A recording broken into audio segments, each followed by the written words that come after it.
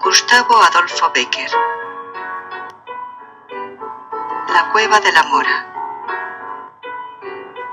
Leído por Alba para albalearning.com.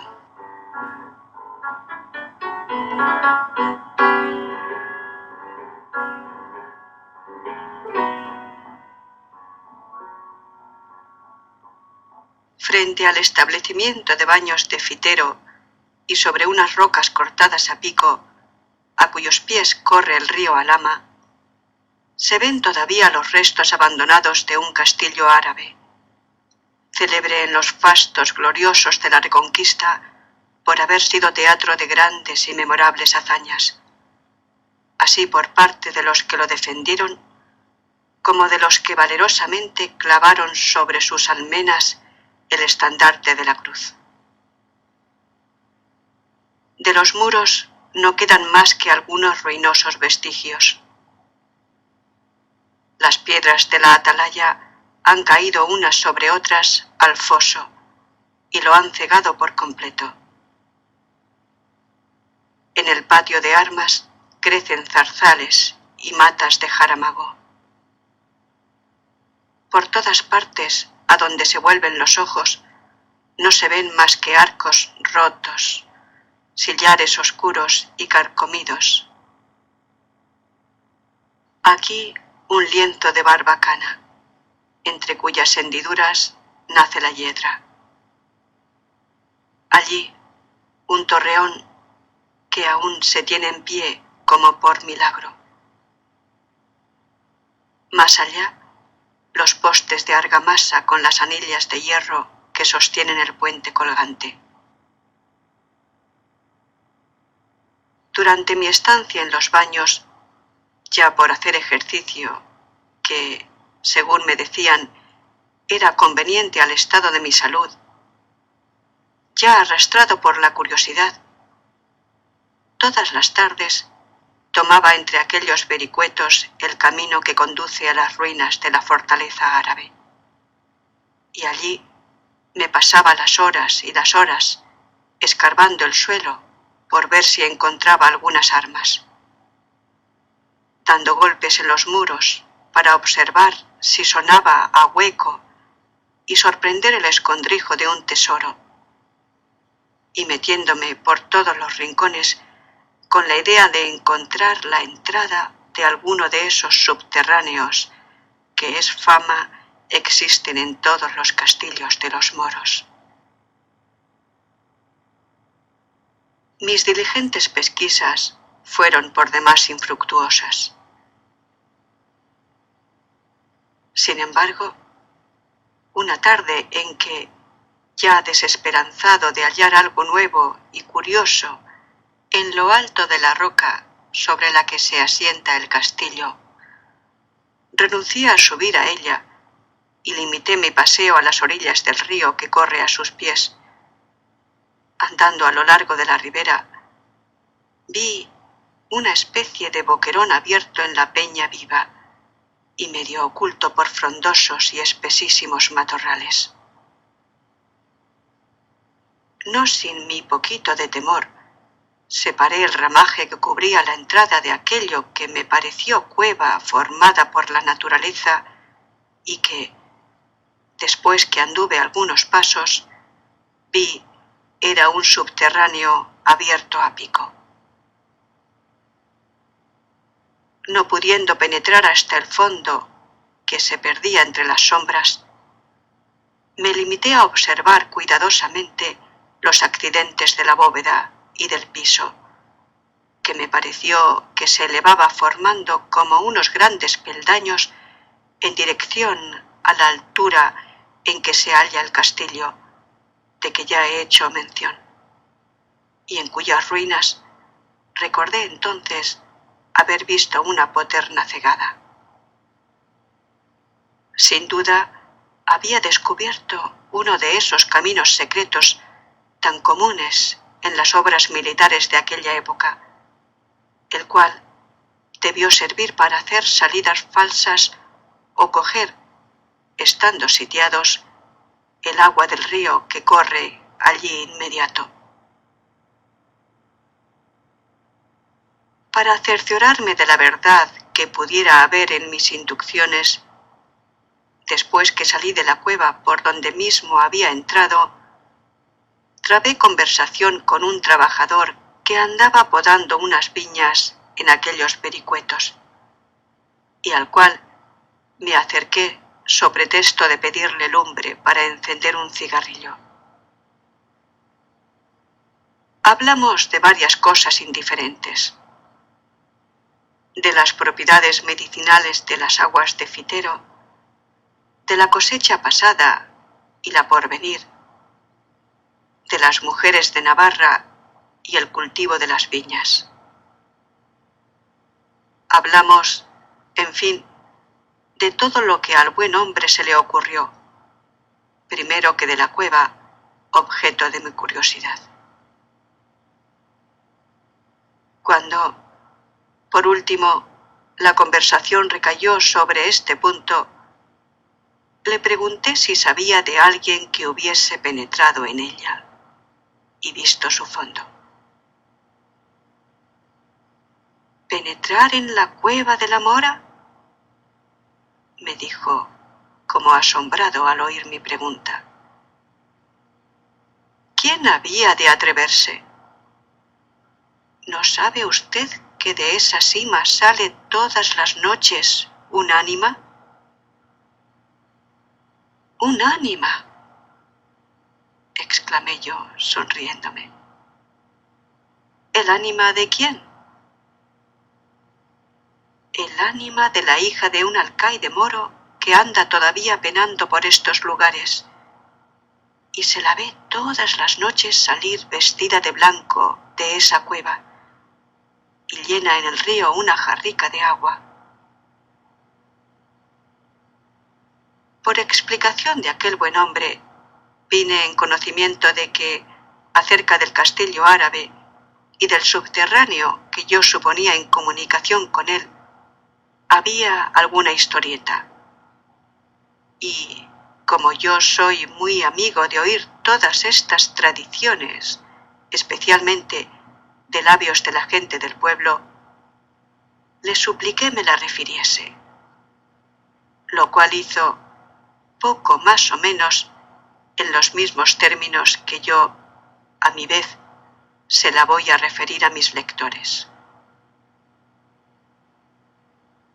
Cuando el castillo, del que ahora solo restan algunas informes ruinas, se tenía aún por los reyes moros, y sus torres, de las que no ha quedado piedra sobre piedra, dominaban desde lo alto de la roca en que tiene asiento todo aquel fertilísimo valle que fecunda el río Alhama, tuvo lugar, junto a la villa de Fitero, una reñida batalla, en la cual cayó herido y prisionero de los árabes un famoso caballero cristiano, tan digno de renombre por su piedad como por su valentía. Conducido a la fortaleza y cargado de hierros por sus enemigos, estuvo algunos días en el fondo de un calabozo luchando entre la vida y la muerte, hasta que, curado casi milagrosamente de sus heridas, sus deudos le rescataron a fuerza de oro. Volvió el cautivo a su hogar. Volvió a estrechar entre sus brazos a los que le dieron el ser. Sus hermanos de armas y sus hombres de guerra se alborozaron al verle, creyendo llegada la hora de emprender nuevos combates. Pero el alma del caballero se había llenado de una profunda melancolía, y ni el cariño paterno ni los esfuerzos de la amistad eran parte a disipar su extraña melancolía. Durante su cautiverio logró ver a la hija del alcaide moro, de cuya hermosura tenía noticias por la fama antes de conocerla. Pero cuando la hubo conocido, la encontró tan superior a la idea que de ella se había formado, que no pudo resistir a la seducción de sus encantos y se enamoró perdidamente de un objeto para él imposible. Meses y meses pasó el caballero forjando los proyectos más atrevidos y absurdos. Ora imaginaba un medio de romper las barreras que lo separaban de aquella mujer. Ora hacía los mayores esfuerzos por olvidarla. Y ya se decidía por una cosa, ya se mostraba partidario de otra absolutamente opuesta. Hasta que, al fin, un día reunió a sus hermanos y compañeros de armas. Hizo llamar a sus hombres de guerra y después de hacer con el mayor sigilo todos los aprestos necesarios, cayó de improviso sobre la fortaleza que guardaba a la hermosura, objeto de su insensato amor. Al partir a esta expedición, todos creyeron que sólo movía a su caudillo el afán de vengarse de cuanto le habían hecho sufrir, arrojándole en el fondo de sus calabozos. Pero, después de tomada la fortaleza, no se ocultó a ninguno la verdadera causa de aquella arrojada empresa en que tantos buenos cristianos habían perecido para contribuir al logro de una pasión indigna. El caballero, embriagado en el amor que, al fin, logró encender en el pecho de la hermosísima mora, no hacía caso de los consejos de sus amigos, ni paraba mientes en las murmuraciones y las quejas de sus soldados. Unos y otros clamaban por salir cuanto antes de aquellos muros, sobre los cuales era natural que habían de caer nuevamente los árabes, repuestos del pánico de la sorpresa. Y, en efecto, sucedió así.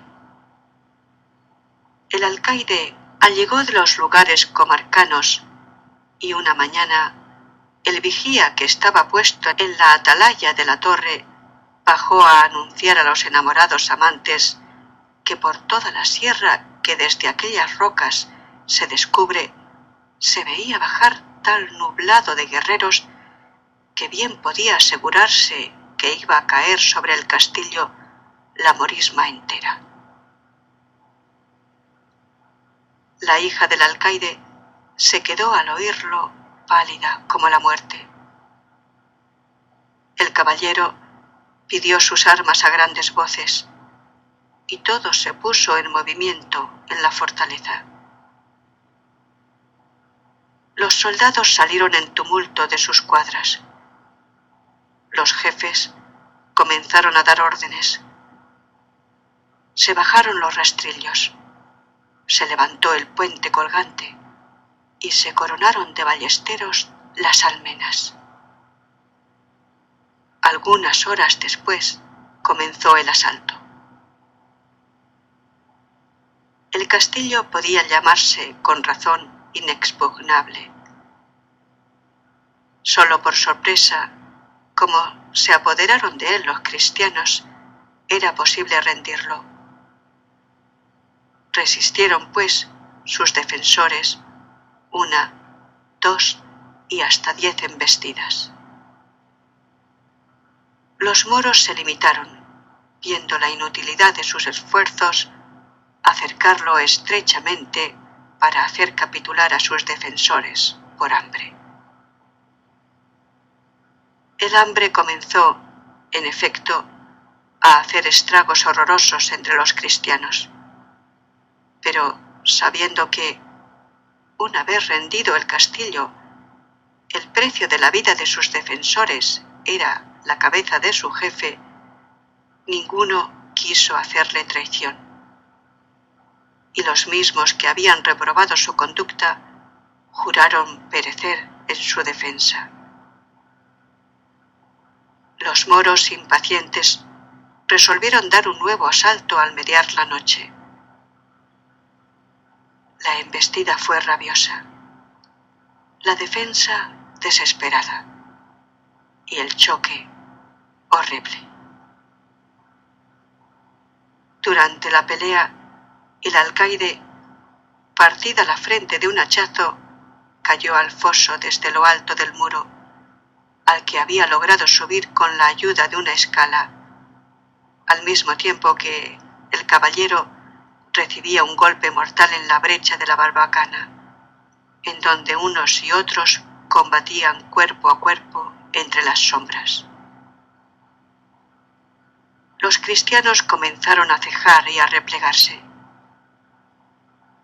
En este punto, la mora se inclinó sobre su amante, que yacía en el suelo moribundo, y, tomándolo en sus brazos, con unas fuerzas que hacían mayores la desesperación y la idea del peligro, lo arrastró hasta el patio de armas. Allí tocó un resorte.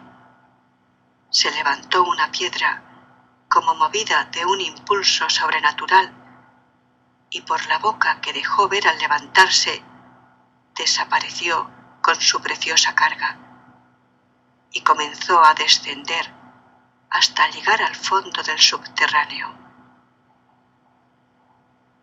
Cuando el caballero volvió en sí, tendió a su alrededor una mirada llena de extravío y dijo: «Tengo sed, me muero, me abraso». Y en su delirio, precursor de la muerte, de sus labios secos, al pasar por los cuales silbaba la respiración, solo se oían salir estas palabras angustiosas: «Tengo sed, me abraso, agua, agua». La mora sabía que aquel subterráneo tenía una salida al valle por donde corre el río. El valle y todas las alturas que lo coronan estaban llenos de soldados moros que, una vez rendida la fortaleza, buscaban en vano por todas partes al caballero y a su amada para saciar en ellos su sed de exterminio. Sin embargo, no vaciló un instante y, tomando el casco del moribundo, se deslizó como una sombra por entre los matorrales que cubrían la boca de la cueva y bajó a la orilla del río. Ya había tomado el agua, ya iba a incorporarse para volver de nuevo al lado de su amante, cuando silbó una saeta y exhaló un grito.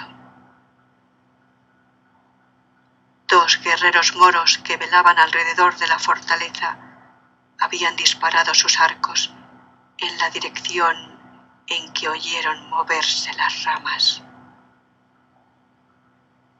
La mora, herida de muerte, logró, sin embargo, arrastrarse a la entrada del subterráneo y penetrar hasta el fondo, donde se encontraba el caballero.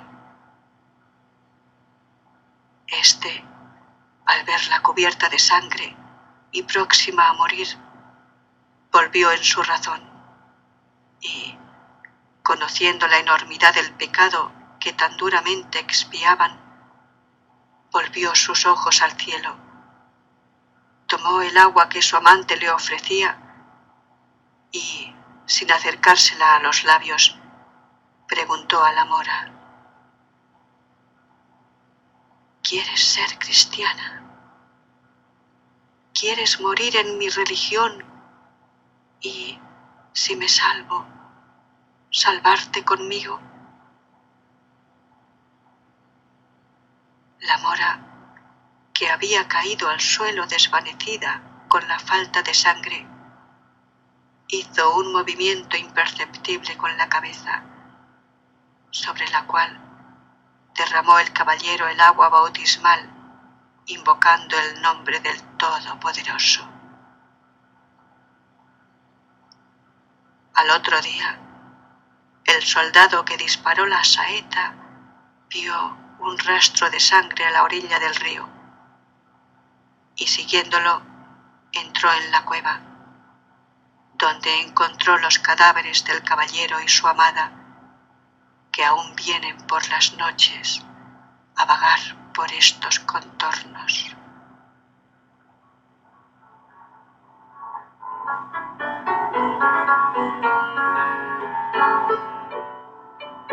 Fin de La cueva de la mora,